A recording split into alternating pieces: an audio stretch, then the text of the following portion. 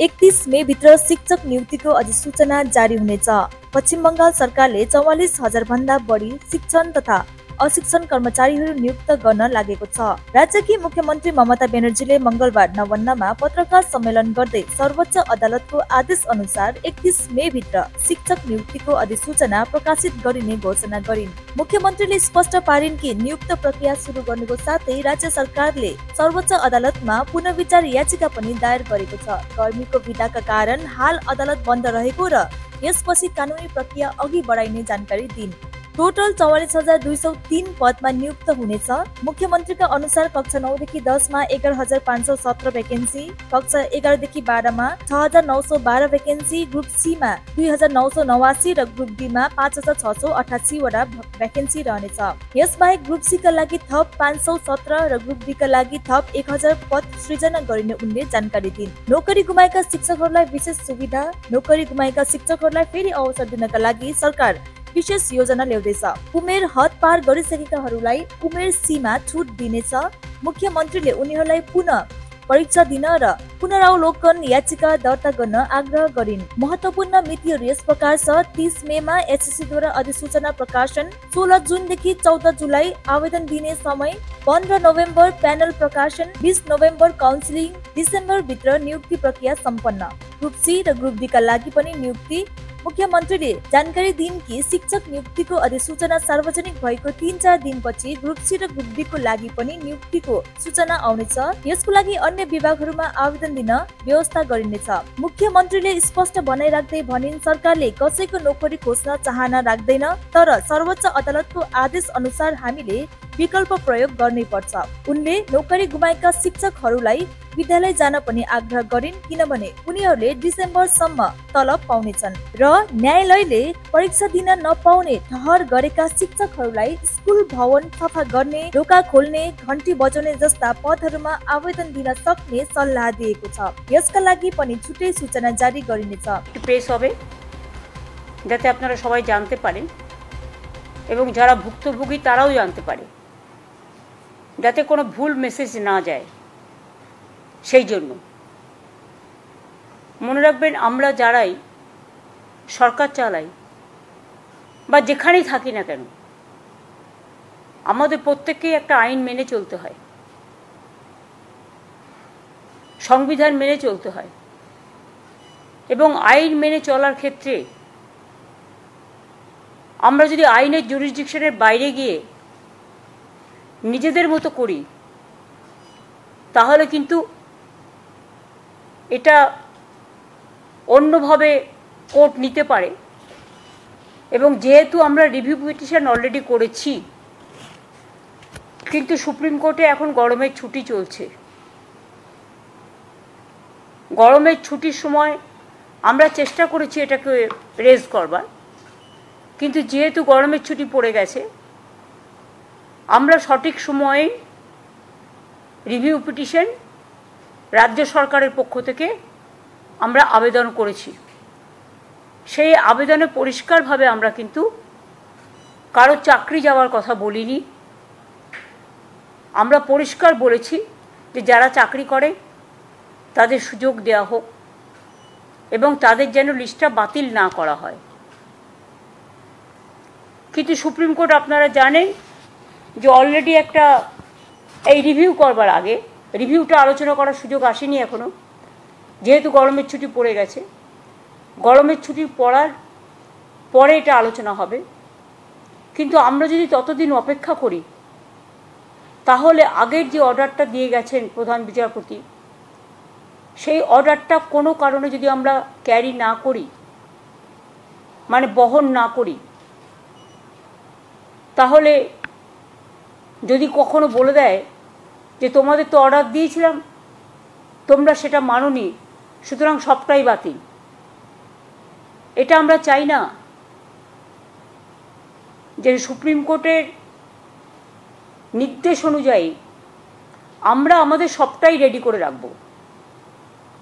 যদি রিভিউয়ে বলে আপনাদের পরীক্ষা দিতে হবে না, আপনাদেরটা অ্যাকসেপ্টেড করা হলো, লিস্ট বাতিল করা হলো না, তাহলে আমরা নিশ্চয়ই সুপ্রিম কোর্টের কথা শুনব। তখন এটা আসবে না। কিন্তু আমরা একটা হাতে টাইম নিয়ে করেছি এই কারণে যে যাতে রিভিউ পিটিশনও চলবে আর আমাদের প্রসেসটাও 31শে মের মধ্যে করতে বলেছে, নোটিফিকেশন করতে বলা হয়েছে। কিন্তু সুপ্রিম কোর্ট খুলবে সম্ভবত জুন মাসের 2nd বা 3rd উইকে, আমি এক্স্যাক্টলি ডেটটা জানি না। কিন্তু আমাদের টাইমটা বেঁধে দেওয়া হয়েছে যেটা আগের জাজমেন্ট রিভিউ করবার আগে, সেটা কিন্তু 30th, এটা হচ্ছে 31 মে 2025 ইজ টু বি ফাইল্ড। ওনারা পরিষ্কার বলেছেন, since the panel has been cancelled and the affidavit of compliance of issue of advertisement by 31st May 2025 is to be filed, we may do the following timeline for that. আমি প্রথমেই teacher যারা আছেন তাদের কথাটা আগে বলবো। দুটো part আছে, একটা গ্রুপ সি গ্রুপ ডি আর একটা হচ্ছে টিচারদের পার্ট। আমি পরিষ্কার বলবো যে দেখুন, এটা আমরা করতে বাধ্য হচ্ছি, আমাদের করার যে ইচ্ছে ছিল মন থেকে তা নয়। আমরা চাই চাকরি হারারা সকলে চাকরি ফিরে পাক, যেটা প্রথম দিন থেকে আমরা বলেছি আপনাদের সাথে আছে। এবার অনেকে ইন্ডিভিজুয়াল চলে গেছেন, তারাও গিয়ে কখনো কখনো কোর্ট থেকে অনেক নেগেটিভ রিপোর্ট চলে আসছে, কিন্তু আমরা সেটা করব না। সেটা করতেই পারে, এটা তাদের অধিকার, যে কোনো কেউ যেতে পারে। কিন্তু আমরা রাজ্য সরকারের পক্ষ থেকে যখন করি তখন পুরো রাজ্যটাকে নিয়ে করতে হয় এবং সবার স্বার্থটা আমাদের দেখতে হয়। তাই পরিষ্কার করে বলছি, ম্যাটারটা খুব সেন্সিটিভ। প্রেস মিডিয়াকে আমি অনুরোধ করব যে আপনারা দয়া করে কোনো কথা, কোনো লাইন আমাদের ডিস্টর্ট করবেন না এবং নেগেটিভ এবং ন্যারেটিভ দেবেন না, কারণ আমরাও কিন্তু সবটা রেকর্ড করে রাখছি, কারণ সুপ্রিম কোর্ট এটা আমাদের পেশ করতে হতে পারে। সুপ্রিম কোর্টের যেহেতু অর্ডার আছে 31 মের মধ্যে করতে হবে, আমরা এতদিন ধরে অপেক্ষাই করছিলাম। অর্ডার তো বেরিয়েছে অনেক দিন আগে, প্রায় অ্যাবাউট 2 months হবে। 3rd এপ্রিল 17th এপ্রিল, তাহলে প্রায় অনেক দিন হয়ে গেছে। কিন্তু আমরা কোনো অ্যাকশান নিচ্ছিলাম না, আমরা ওয়েট করছিলাম যে এর মধ্যে হয়তো রিভিউ যেটা আমরা করেছি রাজ্য সরকারের থেকে সেটা হয়তো আলোচিত হবে এবং তার পরিপ্রেক্ষিতে যে আদেশ কোর্ট দেবেন তাতে হয়তো চাকরি প্রার্থীদের পক্ষেও হতে পারে। ফলে আমরা অপেক্ষা করছিলাম, কারণ আমরা বলেছি যে চাকরি প্রার্থীদের চাকরি আমরা খেতে চাই না।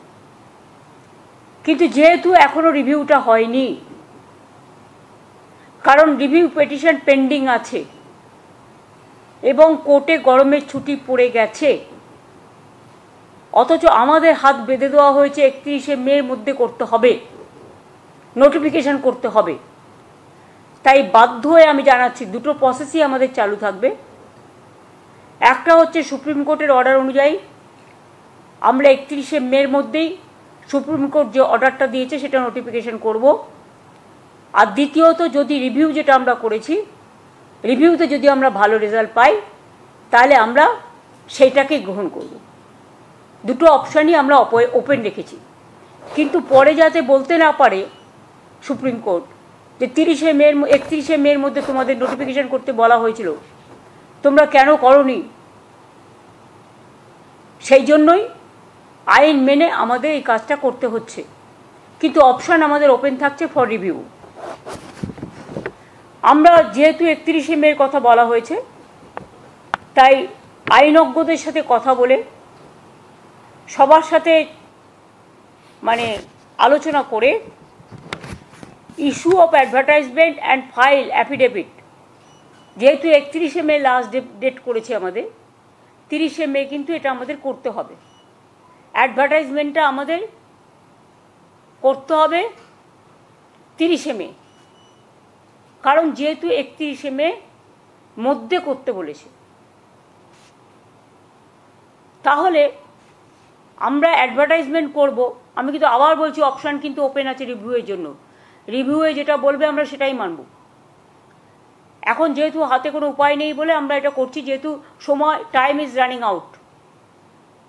তাহলে issue of advertisement and file affidavit 30শে মের মধ্যে আমাদের করতে হচ্ছে, যতক্ষণ রিভিউ না হচ্ছে।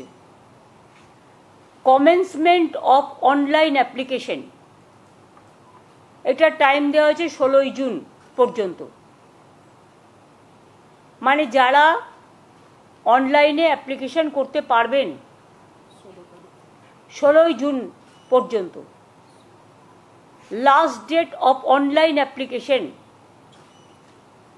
14ই জুলাই করা হয়েছে, হাতে সময় রাখা হয়েছে, যাতে রিভিউ হতে যদি টাইমটা বেশি লাগে, সেই জন্য আমরা ইচ্ছা করেই 2 মাস হাতে টাইম রেখেছি। পাবলিকেশন অফ প্যানেল আমরা 15ই নভেম্বর করেছি, কারণ আমাদের ডিসেম্বরের মধ্যে করতে বলেছে। আর কাউন্সেলিং যেটা কমেন্সমেন্ট হবে সেটা 20শে নভেম্বর। আমরা চাইছি নভেম্বরের মধ্যেই, যদি রিভিউতে কিছু বিচার না হয় তাহলে আমরা নভেম্বরের মধ্যেই কাউন্সেলিং করে টোটালটা করে দেব।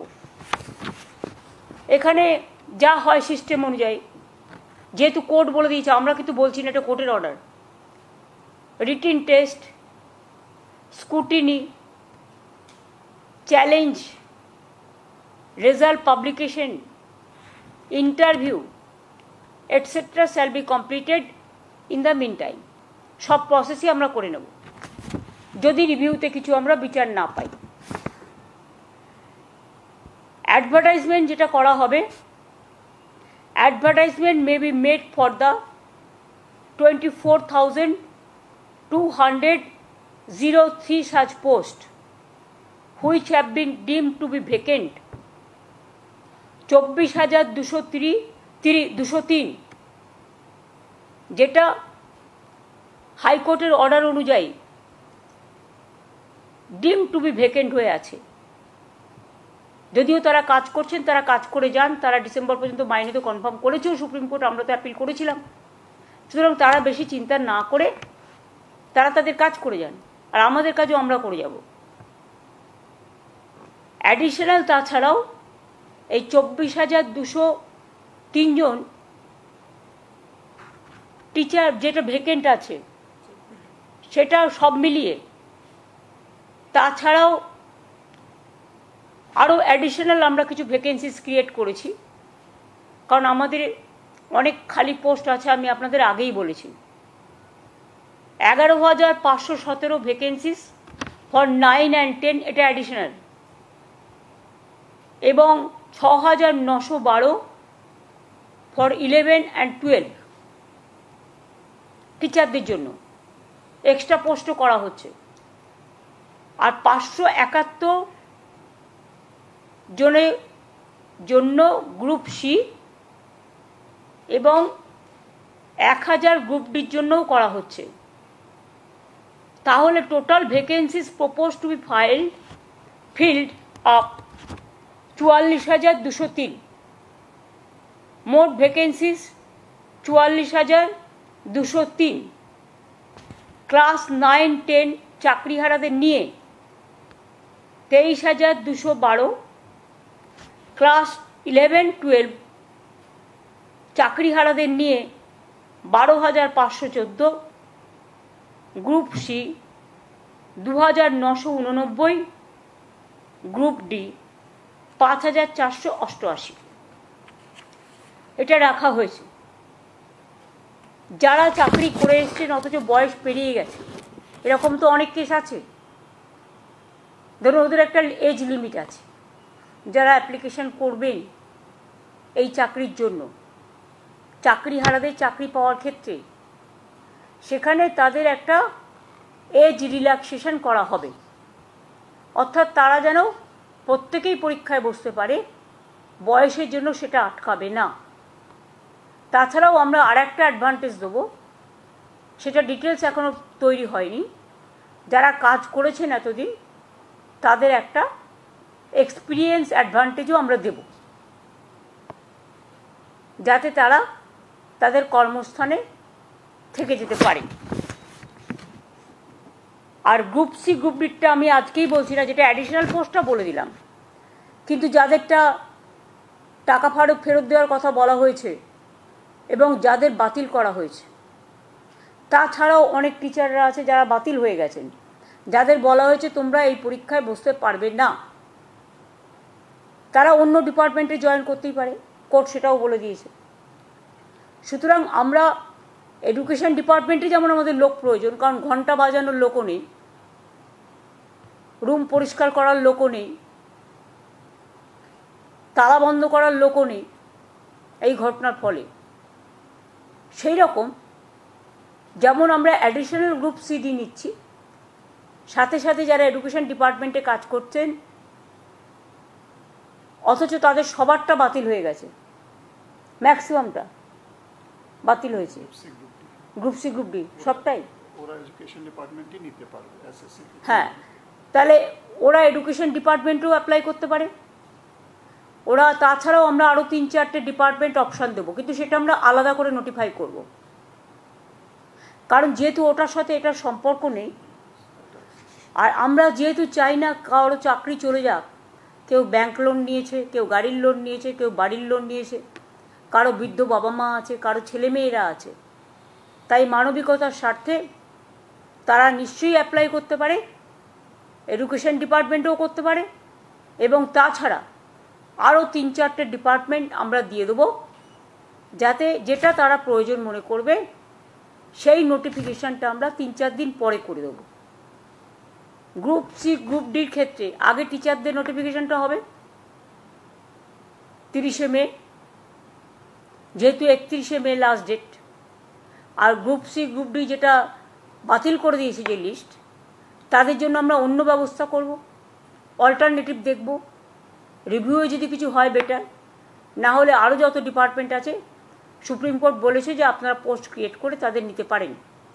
সুতরাং আমরা 3-4টে ডিপার্টমেন্টকে বেছে নেব, সেটা কথাবার্তা চলছে, আইনজীবীদের পরামর্শও নেওয়া হচ্ছে, এবং সেটা আমরা 31শে মে টিচারদেরটা করার পরে অ্যাফিডেভিট আমরা 3-4 দিন পরে গ্রুপ সি ডিটা আলাদা করে করব, মানে যাদের চাকরি চলে গেছে। আর বাদবাকিটা আমার মনে হয় রিভিউয়ের জন্য আমাদের অপেক্ষা করা উচিত। এখনই একথা বলা উচিত না আমরা পরীক্ষা দেব না, দিচ্ছি না, দিতে পারবো না, তাহলে তো চাকরিটাই থাকবে না। এটা তো আমাদের অর্ডার নয়, এটা সরকারের অর্ডার নয়, এটা আমাদের কিছু উদ্দেশ্য প্রণোদিতভাবে কিছু স্বার্থপর মানুষ গভর্নমেন্ট কোর্টে গিয়ে এটা ক্যান্সেল করেনি লিস্ট, তারা লিস্টটা বাতিল করেছেন তাদের নিজেদের স্বার্থে। আজকে তারা আবার বন্ধু হয়ে ঢোকবার চেষ্টা করছে। আমি শিক্ষার্থীদের বলবো, শিক্ষক শিক্ষিকা গ্রুপ সিডি যারা আছেন আমার কাছে সবাই সমান। সুপ্রিম কোর্টের আদেশ অনুযায়ী আপনারা প্লিজ অপশান 2টাকেও কাজে লাগান, অপশান 1টাকেও কাজে লাগান। অপশান 1 যদি হাত থেকে বেরিয়ে যায়, তারপরে যদি অপশান 2 রিভিউ করেও আমরা যদি বিচার না পাই, তাহলে কিন্তু আপনাদের আর সুযোগ থাকবে না চাকরিটা ফিরে পাওয়ার। আমরা চাই আপনারা চাকরি ফিরে পান।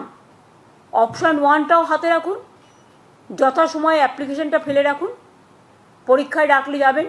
আর আমি আশা করি তার মধ্যে গরমের ছুটি, আমি জানি না কবে খুলবে কোর্ট, দোসরা হাইকোর্ট সুপ্রিম কোর্টে কবে খুলবে আমি জানি না ঠিক। সুপ্রিম কোর্টে গরমের ছুটিটা শেষ হওয়ার পরেই আমরা রিভিউ পিটিশনটা নিয়ে আবার রেজ করব, এবং তার জন্য অনেকটা টাইমও রাখা হয়েছে, যাতে আমরা একটা সুযোগ নিতে পারি, চেষ্টা করব অন্তত কথা বলার। আমাদের আইনজীবীরা তারা সাধ্যমতো লড়বেন, কিন্তু বিচার তো আমার হাতে নেই, বিচারের দায়িত্ব বিচারপতিদের হাতে। সুতরাং আমরা মানবিকভাবে তুলে ধরব যাতে তাদের লিস্টটা বাতিল করা না হয় এবং তারা যেন চাকরিতে সুযোগ পায়, যেটা করে যাচ্ছে সেটা থেকে যেন বিরত না হয়। আর যদি সেটা নাও হয় তা সত্ত্বেও আমি বলছি আপনারা স্কুলে যাচ্ছেন যান, ডিসেম্বর পর্যন্ত তো অলরেডি সুপ্রিম কোর্ট বলেই দিয়েছে মাইনে পাবেন, আর তার মধ্যে আপনারা পরীক্ষাটায় বসুন, আপনাদের এজ রিল্যাক্সেশনও করা হচ্ছে, এক্সপিরিয়েন্স ব্যাপারটাও দেখা হচ্ছে। সুতরাং আমি আশা করি আপনারা যথাযথ জায়গায় ফিরে আসার জন্য মর্যাদা সহকারে সসম্মানে নিজেদেরটা রক্ষা করুন। নিশ্চয়ই সুযোগ আসবে, সুযোগটার সদ্ব্যবহার করুন। আমার এইটুকু অনুরোধ থাকলো। এটা আমি বাধ্য হয়ে করলাম, কারণ কোর্টের অর্ডার আমি যদি না মানি তাহলে 26,000 টিচারদের যাদের কেস কোর্টে পড়ে আছে, বাতিল করে দিয়েছে যে লিস্ট, তাতে তারা বিপদে যাতে না পড়েন সেই জন্যই আমাদের অপশান 1 অপশান 2 রাখতে হয়েছে। অপশান 1 এটা কোর্টের ভার্ডিক্ট অনুযায়ী, অপশান 2 আমরা আবার রিভিউ করেছি, আমরা চেষ্টা করব যাতে ওদের না বসতে হয়, যাতে ওদের করতে না হয় সেটা। কিন্তু আমাদের কথাই তো শেষ কথা নয়, আমরা হয়তো একটা চাইছি, ওরা না চাইতেও পারেন, সেক্ষেত্রে আমরা আমাদের সাধ্যমতো চেষ্টা করে যাব। আর তাতেও যদি না হয় অপশান 1-এ যান, ভয় পাচ্ছেন কেন? চাকরি তো করছেন, করে যান না। বাদ বাকি তো সব কিছু আমার পক্ষে বলা সম্ভব নয়, আমাকে আইন মেনেই করতে হবে। কারো 40 বছর পেরিয়ে গেছে, 40 বছর পর্যন্ত চাকরির বয়স, কারো 35 বছর পর্যন্ত চাকরির বয়স, সুতরাং they will get the opportunity. 40 পর্যন্ত কোনো এজ আছে, হ্যাঁ 40 পর্যন্ত। যাদের ইভেন 40 পেরিয়েও গেছে তাদেরটাও এজ রিল্যাক্সেশন করা হবে। এটা সুপ্রিম কোর্টের জাজমেন্টেই এক জায়গায় আছে। প্লাস এতদিন কাজ করেছেন, জীবনের যে অভিজ্ঞতা, সেটাও আপনার একটা প্লাস পয়েন্ট থাকবে। এইটুকু আমার বলার ছিল। আমি আপনাদের আবেদন করব যে এইটা নিয়ে প্লিজ দয়া করে কেউ টিআরপি রেট বাড়াবার জন্য আমার মুখের কথা ডিস্টর্ব করবেন না, কারণ এটা কিন্তু আমাদের কোর্টকেও প্লেস করতে হবে যে আমরা নোটিফিকেশান করবার আগে প্রেস মিডিয়াকে কনফিডেন্সে নিয়ে এই কথাগুলো বলেছি, এবং তারপরেই আমরা কিন্তু নোটিফিকেশানটা করব। আপনাদের আগে জানালাম, তারপরে আমরা করব। আজকে দেখুন 27 তারিখ হয়ে গেল, তো আমাদেরও তো নোটিফিকেশান করবার জন্য লয়ারদের কনসাল্ট করে, ডিপার্টমেন্টকে কনসাল্ট করে আমাদের কাজটা করতে হবে। সেই জন্য 2 দিন আমরা হাতে রেখেছি, আর তো আমার হাতে টাইম নেই। কিন্তু রিভিউ পিটিশনটা আমরা স্ট্রংলি লড়বো, এটা আপনাদের আমি বলতে পারি। এটাই আজকে বলার ছিল, যাতে সবাই জানতে পারে। সেই জন্যই আমি ফেস টাইমে আগে থেকে বলে দিয়েছিলাম যে আপনারা লক্ষ্য রাখুন, যাতে কারো কথা শুনে কাকে কান নিয়ে পালিয়েছে বলে আমরা না দৌড়াই। নিজে কানে শুনে নিজস্বভাবে চাকরিটাকে বজায় রাখার জন্য যা যা করার করুন। আমরা আপনাদের সাথে ছিলাম, আছি, থাকব।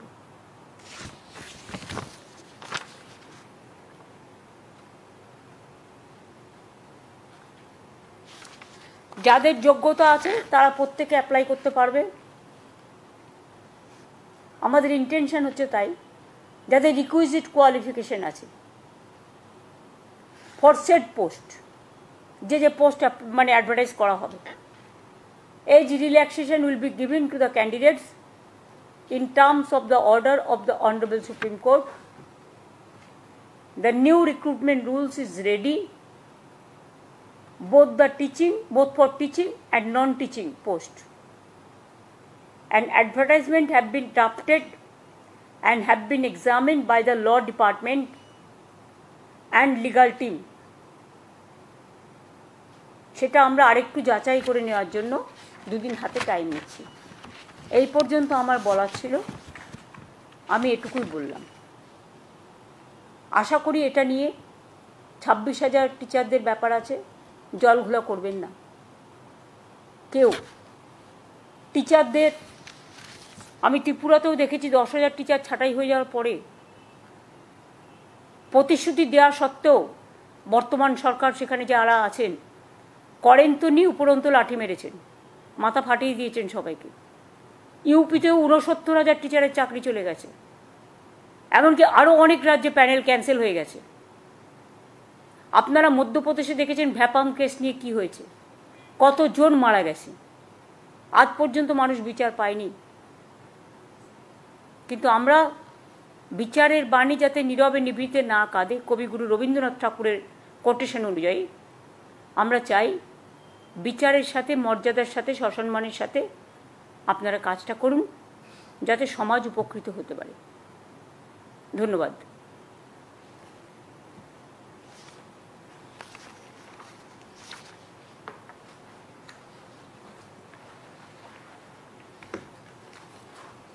तपाईको सपनाको घर पञ्चनैले निर्माण गर्दैछ सालबारी युनियन ब्याङ्कको अपोजिटमा। यस फ्ल्याटमा आधुनिक जीवनशैलीको परिभाषा सुविधा सम्पन्न उपलब्ध छ।